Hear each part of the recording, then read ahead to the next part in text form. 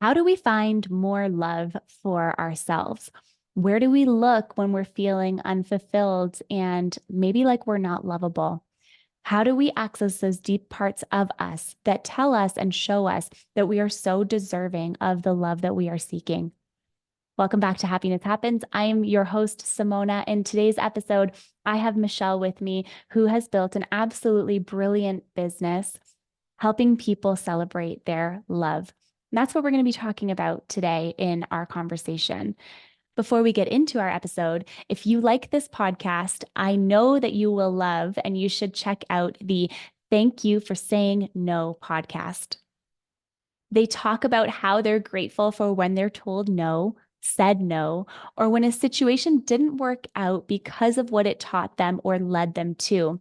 You can listen to Thank You for Saying No on all podcast streaming platforms, and you can also watch it on YouTube.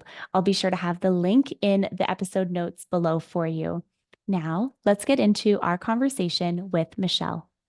Michelle, welcome to Happiness Happens. I'm so excited to have you here today. Thank you, Simona. I am so excited to be here and to chat with you about all things happiness. Me too. And we were talking right before we hit record on this episode, how serendipitous it is that people come into our lives and how people are meant to cross paths in the perfect divine way that they're supposed to. So I love that we're in each other's orbits now and we get to have this conversation. Absolutely. Me too. I know that, whenever our paths cross, it's meant to be. I'm like a message in a bottle. I reached you. So here we go. Exactly. I love that.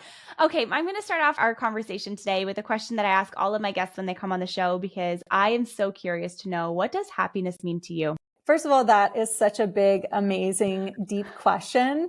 And when I was listening to your podcast, I was like, whoa. So I've been thinking about it. Okay. And what I thought about was how kind of similar to like the spectrum of the color spectrum and then the energy spectrum. I think there's like a happiness spectrum, right? Where there's a whole range of happiness. Because I was thinking of like, well, when are the times that I'm happy, right? Like how do I experience happiness? It's like, I think of my daughter's birth, right? That was the happiest day of my life. I think about having a bite of chocolate cake or a glass of wine, and that's like a more superficial momentary happiness. I think about meeting a stranger and having a chance conversation and feeling happy. And so I think there's like a spectrum of depth, almost like the spectrum of colors. And so to me, happiness is the kind of like the combination of my connection, my deep connection to myself, right? The deeper you are connected to yourself and your heart, the deeper your relationships can be experienced, right? Like the deeper I know, the more I love myself and know myself, the more I can love and know my partner. And so the deeper that happiness is. And the deeper my connection to myself, the deeper my relationship is with Charlotte. And so it's kind of like this combination of connection to myself, connection to everyone in my life, whether it's like a superficial, quick chance meeting or a long, beautiful partnership that I'm personally experiencing with Paul, right? Like my fiance, I'm going to marry him in 2 months. That has been the most profound level of happiness that is so deep and it's evolving and expanding. So when I think about that happiness, it's like expansion, it's creation and expansion. It's this experience where I am the pilot and I'm guiding the creation and the expansion of all of these experiences and feelings. And I have agency over it. And so that is a very long-winded answer to how I experience happiness. I think we all experience it differently, but I do think there's a spectrum. And then I think, okay, when am I unhappy, right? Like when do I experience unhappiness? And usually it's when I'm lacking perspective. It's like usually when my perspective has shifted in the wrong direction, right? Because if ever I'm kind of going down a dark tunnel of like this bad thing happened, or this person didn't respond, or Charlotte is doing this, Paul is actually really good at kind of guiding me back to gratitude. And it's like, if you shift your focus and your perspective, you actually can get back to happiness very quickly. It's really perspective. A good example of that is my daughter trying to fall asleep at night. Lately, she's been having some sleep issues, and mommy, I can't go to sleep. She'll get very upset, and we'll kind of walk through it. And she had a breakthrough, and the breakthrough was the moment I told her, did you know that sometimes I have trouble falling asleep too. Mm. And also sometimes like everyone in the world has trouble falling asleep. Mm-hmm. And the moment she heard that, she said, really? She fell asleep. And so another aspect of that, I think, is the comparison game of feeling separate. Like Yeah. I'm going through this bad thing alone and everyone else is doing well. And so when you feel that separation, you feel sad. And so that comes back to happiness being connection, right? Mm-hmm. The more connected we feel to everyone and the less separated we feel, the happier we are. That's why they say the people that live the longest are generally, they have the most connections with people in their life, right? That connection, not feeling lonely, not feeling alienated, whether it's emotionally, whether you're struggling with something, that breeds so much happiness. What a beautiful and well thought out answer. I love that in relation to happiness. And I agree with you that it's like a spectrum of happiness. There are different depths to our joy, right? And there's different things that bring us that different level of happiness. That's such a beautiful way of thinking about it. So thank you. And I want to hear a little bit about right now in this current moment. You have an incredible business. You have this beautiful love in your life. You have a daughter that's absolutely beautiful, and that's a, growing relationship and probably brings you so much joy every day. And also, I don't want to generalize. I don't want to put words in your mouth, but it almost feels like all of that stuff came from a really probably impossible time of your life, and probably a catalyst moment that kind of shifted everything for you. Could you talk a little bit about what it looked like when things maybe weren't so happy and weren't so, aligned for you? Absolutely. Yeah. I actually feel very passionate about talking about this because we all go through our hard times, our dark night of the soul.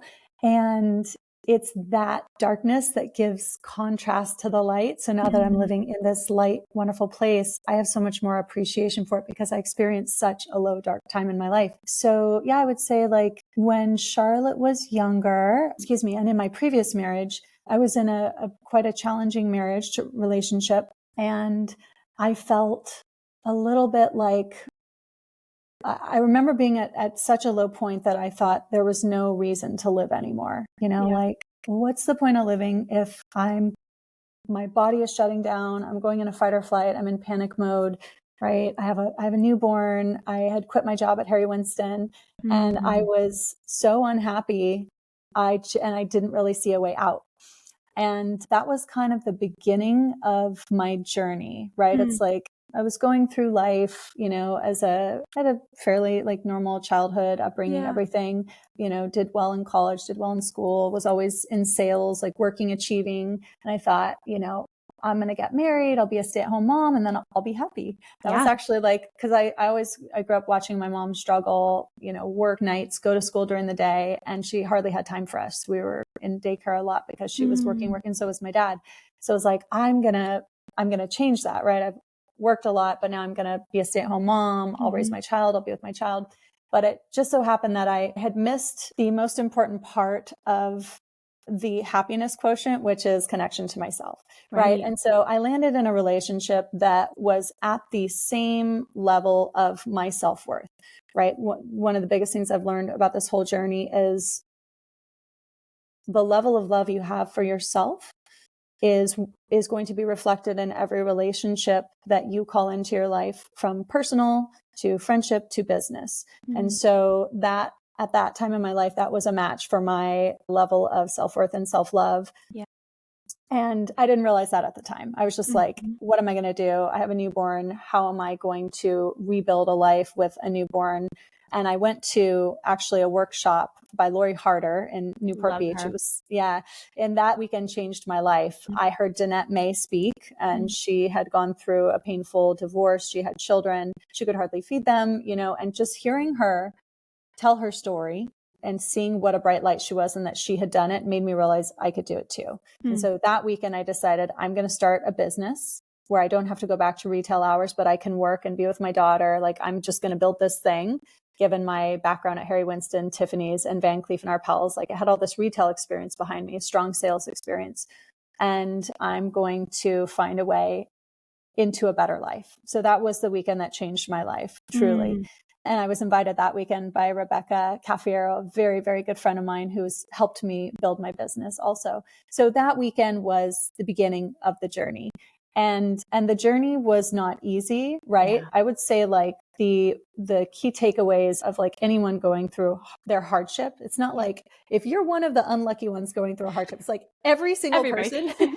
It's like, you know, whether it's your childhood, whether it's your, you know, your marriage, whether it's your job situation, whether it's your issues with yourself, we all have little mountains, little or big mountains that we have to climb. But on the other side of that mountain is your greatest happiness. It is your greatest life, because the way to climb over that mountain is actually to go deep in here. It's to go deep in here and to learn, where am I not broken, but where am I guarded? Where do I need to unblock my heart?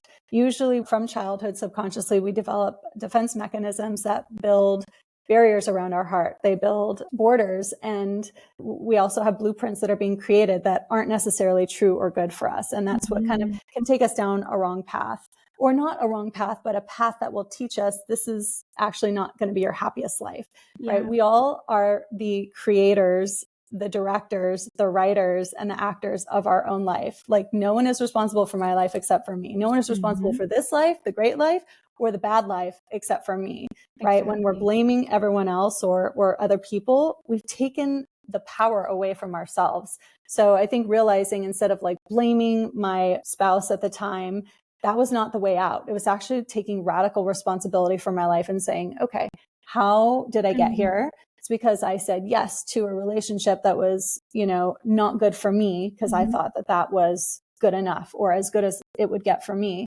And so how can I go in and heal my heart and heal my level of self-worth and self-love? What areas do I not feel worthy? Right. And in doing that, as like my level of self-love raised, right? Like as it raised, my clients, the clients who came toward Miss Diamond Ring, they started getting better and better, learning how to date and all of that stuff that got better. And it's like a growing teaching process. Like the way you learn is not by being by yourself. It's actually through relationship. It's true. Oh, that is actually such a good point too, because there's two pieces that I'm just loving that you're saying right now.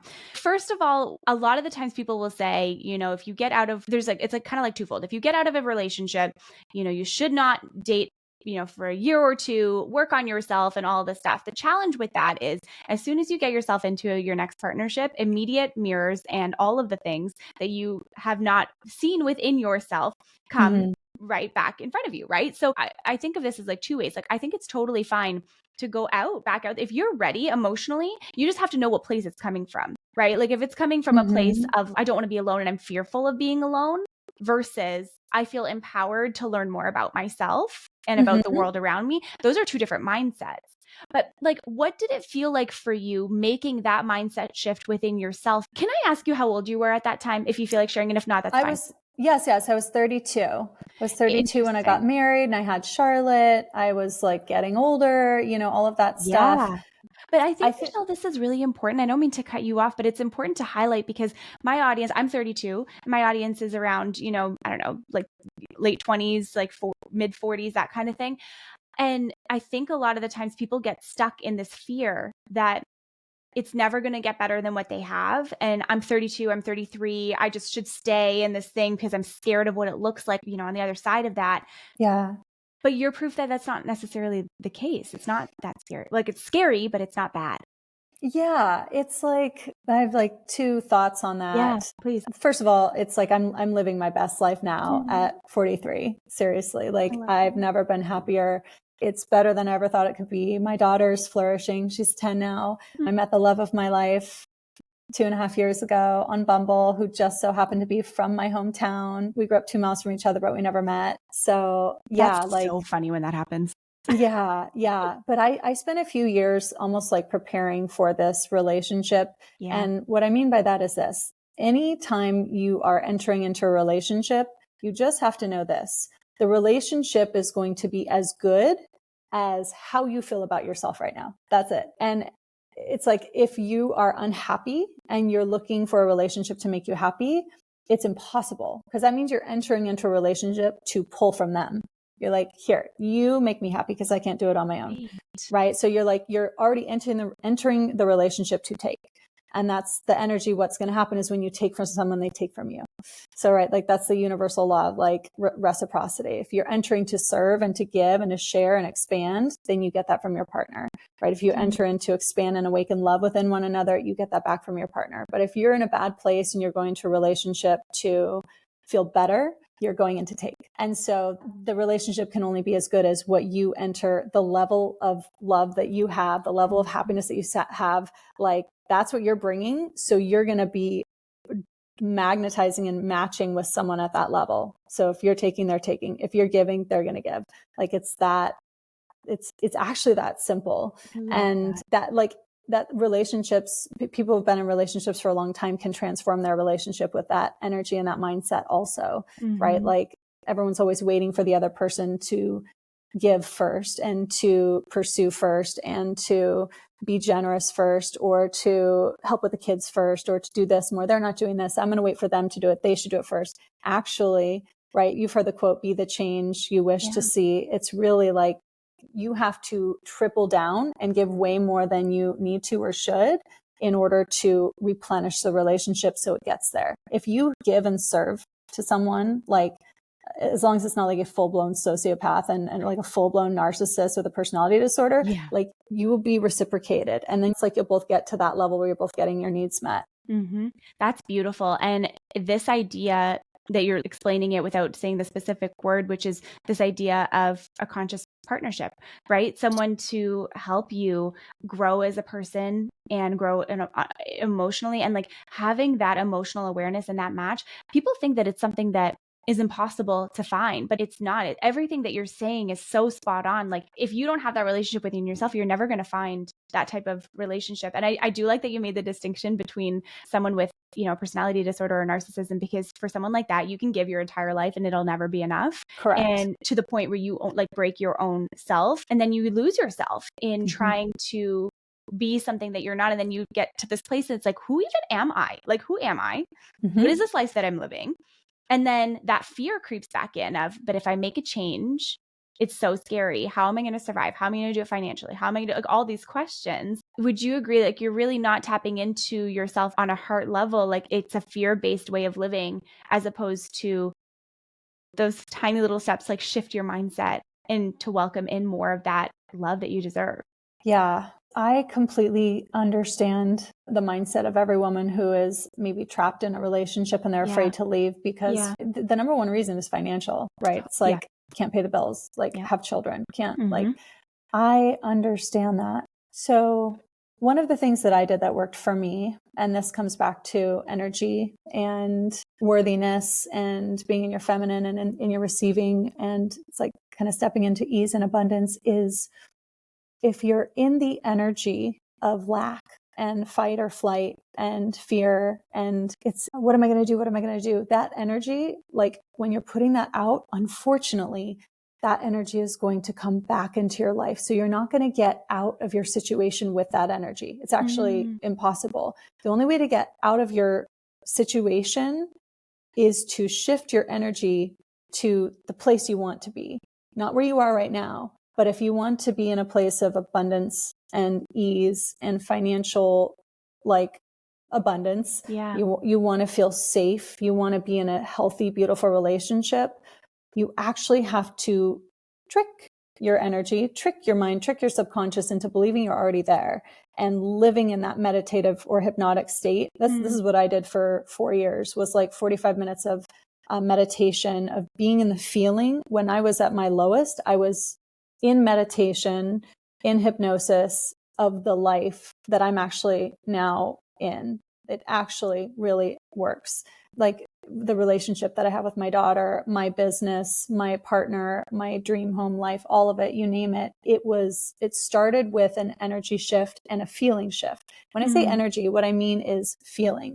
The way you feel in your body, the way you feel in your heart, it's all connected to everything outside of you. So you can't change your situation if you're feeling the same feelings. It's impossible. And it's a very hard thing to do, but it's totally doable, is to shift your state into what you want as if you already have it, and to try and feel the feelings. What would it feel like if my partner like actually gave me XYZ or treated me with XYZ? Or what would it feel like if my business tripled in income and my dream clients came in because I actually just am offering that much value? And starting to really take that in, you have to take action, right? Like, I'm in this life because I worked very hard for many years, but I'm not saying that you need to hustle like crazy or work. I'm not interested in like an unbalanced workaholic life. Yeah. I actually worked hard to get to this place of ease and flow and balance. So it's like, once you climb over the mountain, it's easy on the way down, right? But you do have some climbing to do. I agree with you. And, you know, as someone who also runs a business, I feel like there's also seasons for stuff like that. You know what I mean? Like, some seasons you just have to work a little bit harder, but it doesn't mean working out of integrity with who you are. You know, Totally. that's such an important piece. I think there's a lot of stuff, especially like in the online space, there's like a lot of narrative around, you know, you shouldn't hustle hard, but like sometimes you just have to. Sometimes you have a project and you have a deadline and you just have to. But it's like, when it becomes a way of life, then you create chaos in your whole life, which is then probably reflected in all of the relationships that you have. Totally. Yeah, I completely agree with you. I have like so many friends who are just moms, stay-at-home moms, and then so many friends who are like killer, you know, like badass, business, like female entrepreneurs. It's like, and I kind of have a foot in both worlds. And you know, we talk about the masculine and the feminine energy. When you're masculine, when you're building your business, you're growing your business, you're like trying to keep your child alive. You could be like a feminine mother who's like, don't eat that, you know, like don't fall into the pool. That's like your survival. And then you're feminine, which is actually like, I think businesses are so transformed by the feminine energy, which is creativity, it's nurturing, it's warmth, it's connection. It's like opening up the heart, bringing closeness and connection. Even like I work in the luxury space, predominantly male industry. And it's like, let's bring back the connection. Let's bring back the focus on like why we're doing this. We're getting engaged because we're falling in love. Let's talk about the love stories, right? So anyway, back to like the hustle and the grind of business. I just think there's a way to do it. Listen, if you want to lose weight, you got to go to the gym and work out, right? There's no shortcut. If you want a dream house, you got to build it. So it's like, there is some hard work required, but you can do it in a state of flow, and you can do it in a state of feeling so proud that you are doing this work that feels authentic. I can tell you that my work has never felt like work. It's never felt like work because it's so me. It's just, I created it. It's my little art project, and it's just an ongoing art project, and work really should feel like that. That's really incredible. Should. I love that. And so the business that you've built is absolutely beautiful. And you get to tell people's love stories, like you said, which I think is amazing.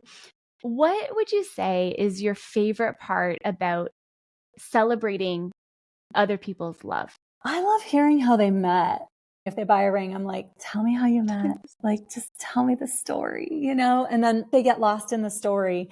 It's like, we met at the yard house. I had this couple who bought a 10 carat from me. They met when they were like both poor at the yard house. She was a single mom. And 3 months later, he's like, you know, I'm marrying this woman. He married her. And then 10 years later, they built this beautiful life together, recently had another child. And just like that, those stories, you know, are just so cool. They're also beautiful. That's the thing behind the ring, right? The ring is gorgeous. And what's the most beautiful thing is like the love you found with someone, the love that actually expands you. I know what it's like to be in a relationship that literally, where you go like this, you lose yourself, you constrict, you're tense, your energy is not flowing. But when you're in a relationship that actually helps you expand and awaken, that is just, and you feel supported, and you have a partner, right? Especially as like a parent, you have someone to partner and like help you with your child. It's unbelievable. That is like, for me, the happiest thing that has ever happened to me is to find like the most beautiful masculine energy, male energy that I've ever experienced in my life in Paul, honestly. That's amazing. And my daughter, Charlotte, obviously, but and worth the journey. It's not like I just got lucky. I mean, I dated for 3 years before I met Paul, like 3 years in LA as a single mom, right? You like just say just in LA in general. And it's like, I feel like it's overwhelming. on all of the Never apps. mind being a single mom on top of that. Like, but just staying focused on like, I know what I'm worth. I know what I'm also focusing on what you're bringing to the relationship. You have to be realistic. If you're not in a good place, if you're in negative energy, if you're a hot mess, like, is that fair to go into a relationship and just pull from them? Yeah. You know, if you think about it, like, if you want a relationship to be good, it's like a separate entity. You know, it's like you have you and your partner, and then you're both pouring into this third entity that is your relationship. So you're either taking from it or you're adding to it. So you want to like focus on yourself so you can become a good, beautiful, whole, happy person. Not perfect. I still have my imperfections. I stay up late at night worrying about aliens and random shit that Paul, talks me down from, and we do that for each other, and we laugh about it. But like, no one's perfect, but get to a good place where you have a lot to offer someone in partnership from a heart perspective. I love this analogy that you've brought up of, if you're not in a good place, you're taking. And I really like that, because I don't know, I really like, I'm getting like a visual of the actual energy exchange. And I just absolutely love that. And I would love to know, what would your advice be, or your thoughts be, to the listener right now who's listening to this and is like, I've run out of time.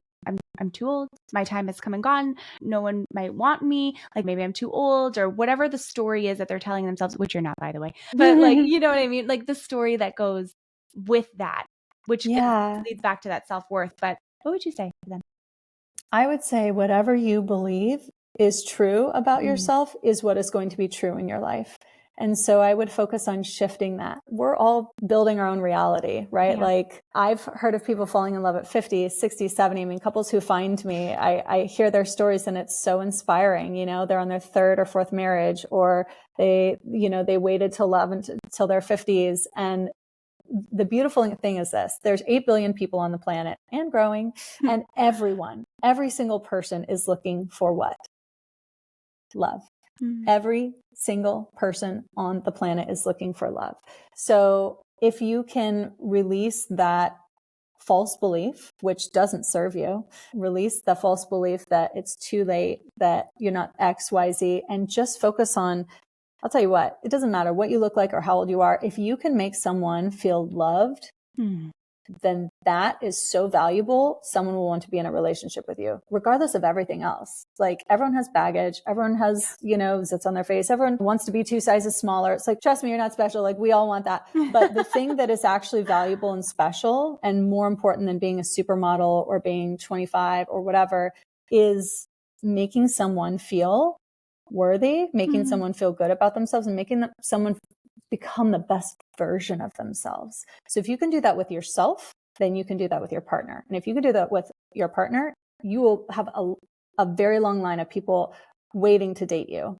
I love that. I think that is so beautiful. And what I'm hearing you say through this whole conversation is how important that relationship to self is, and that we all have baggage, we all have trauma, and everyone has a past. And I think if we judge someone only by their past and not by the things that they've done, to heal and to grow and to learn in life, we're allowed to learn, and we're allowed to grow, and we're allowed to change. And I think, being someone who can also hold space for that and like welcome that in and allow that, like, I think that's so beautiful, and just creates this whole different dynamic of actual true partnership versus, hey, we're just together because we feel like we should be. Yeah. And we're supposed to make mistakes. We're not supposed to go through this life unscathed, right? Like, how is a diamond formed? Immense heat, immense pressure, polishing, right? Like sharpening, like all of these things help you reflect your brightest light. Like, I have so much wisdom and compassion from the most painful things in my life. Like, they have literally made me a better person. Yeah. And that's what it does, right? It doesn't make you damaged goods. It can either be that, or it can make you self-aware and compassionate and have wisdom and understanding. And that actually just makes you a more like a deeper human. Basically, if you're afraid to make a step because you're afraid of making a mistake, or, you know, you're out there judging, you're going to miss out on your own growth. That is the whole point, is growth. How do ice skaters become ice skaters? They fall on the ice so many times. And I have to ask you, just because the nature of your business and, you know, you being engaged now and getting married, which is so exciting. Congratulations. Thank you. When you received your ring, were you in the process of designing it? Let's just show the goods to the camera. Okay. Where's the camera? There it is. Were you involved in that process? She's beautiful. She's beautiful. Thank you. Yeah. You know, Paul is so sweet. He's very pragmatic. He's like, I'm not dumb enough to try and do this on my own. What do you want? Like, let's pick it out together. And honestly, 75% of my couples, they're shopping together, right? It's no longer like the guy being like, I hope you like it. Here you go. Surprise, not a good surprise. No, yeah, he's so thoughtful. So we picked out the stone together. I mean, he basically let me kind of pick out the stone I wanted. And then he really created a beautiful ring out of it. And he actually, the metal for my ring was sent to space. He works at SpaceX. He's a rocket scientist. He's a real dummy. Cool. So yeah, he was able to put the metal on a rocket. And so it's like, I don't know, it's kind of like a space ring. And then also, did it go to the moon? Like, I feel like if it went to the moon, like, I love you to the moon and back, quite literally, you know? Well, what I could say is like, this ring is out of this world. Oh, I love that. I can say that. It didn't go to the moon, and we haven't been to the moon a long time, but we have like a little infinity sign on the bottom of it, which is kind of cool. Yeah. I don't know. It's just like, and then he inscribed something very beautiful and meaningful between the two of us on it. So he's very thoughtful. He really like pays attention to anything I say. Like he had like all these notes in my phone of like, this is her favorite and her second favorite and her third favorite. And I'm like, oh my gosh, like I don't even remember telling you that. That is so thoughtful. So building my ring was really sweet. And then he proposed at the Rosewood in Santa Barbara at this hotel that I had always wanted to go to. I basically had a vision board in my phone of like the life I wanted to manifest, the business I wanted to manifest, the relationship, all of the dream places I wanted to go, the dream house I wanted to live in. And I kid you not, like 100% of that has come true. Like he's taken me to all those places. The dream house on my vision board was the house he bought 2 months before we met. Wow. Yep. And, you know, everything with my daughter's health, wonderful. My business, I've achieved all the goals, but it's like I had the vision board and I would look at it and I would listen to my favorite music, like, because that took me into a different energy state that made me feel like I was living in that life. You know, music does that quickly. You can do meditation, hypnosis, but music also takes you to that kind of like a frequency state where you're living in that life. And I would do that. I did that for years. And then boo, here I am. That's incredible. That's incredible. I love this story. It's so inspirational and like very like practical also at the same time, in that it's not a surprise or a secret that things, you know, take hard work. And also it's a beautiful testimony of like, look what life can look like when you just take that opportunity to just take a chance on yourself and bet on yourself. I'm going to have all of your links to all of the things in the notes below. My last question to you, Michelle, is a question I've been asking on the podcast for about 3 years. And it is, what's one way my listener can create a little more happiness in their day, every day, starting today? Oh gosh, what a beautiful question. Honestly, there's a book that I have been reading that I highly recommend by Danielle Laporte. Ooh. It's called How to Be Loving. Love that. That's, I'm going to give you 3 like actionable steps. So buy this book. How to Be Loving, because this basically helps you work on your own journey of self-love. A lot of people are like, how does self-love work? So that's like honestly a good first step. A second step is to do Ziva meditation. Ziva meditation, it's like a course. It's like a few $100 and it is so good. She teaches you how to do 20 minutes of meditation a day. And I used to not be a meditator. Now it's like you will start to look forward to it. It'll become addictive, but that is actually how you transform your life. It's like through these little micro habits. It's not like one giant step. It's like the daily rituals that are healthy and good for your mind and your mindset will absolutely shift. It'll shift your life. Okay, I'm going to give you 4 things. Okay, so buy the book. I like that. Ziva meditation. The third thing is a gratitude practice. You know, it's like we've heard it, but it works. There, you can buy a gratitude book and literally just journal 3 things in the morning, 3 things that you want to happen that day, and then 3 things that you're grateful for at the end of the day. Because what it does neurologically is it's like programming your brain. Like, this is actually how I want my day to go. You say, this is what I want to happen today. It really works.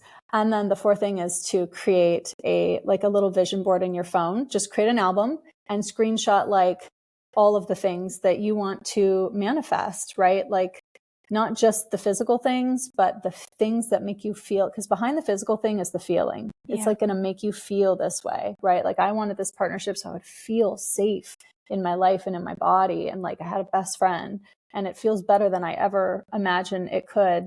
And so it's like, and you listen to your favorite music while looking at that, like do it before you go to bed, because you want to put the good things in your head right before you go to bed, because that's when all of your subconscious stuff is working. So those are like 4 off the top of my head. Like, honestly, if you do those 4 things, like you will improve your life quite a bit, your happiness factor quite a bit. So I love that. Thank you so much. This was such a fun conversation. Thank you so much for coming on today.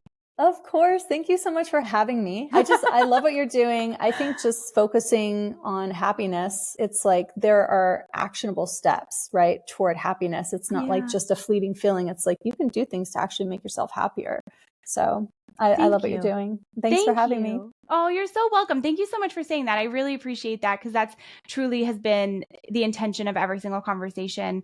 Is we live in a world that can feel overwhelming and it can feel hard, and things happen in our lives and we have no idea why they're happening in the moment. And then when you look back and it always makes sense, but how do we help ourselves become the people we actually want to be in those moments, even though they're difficult and impossible?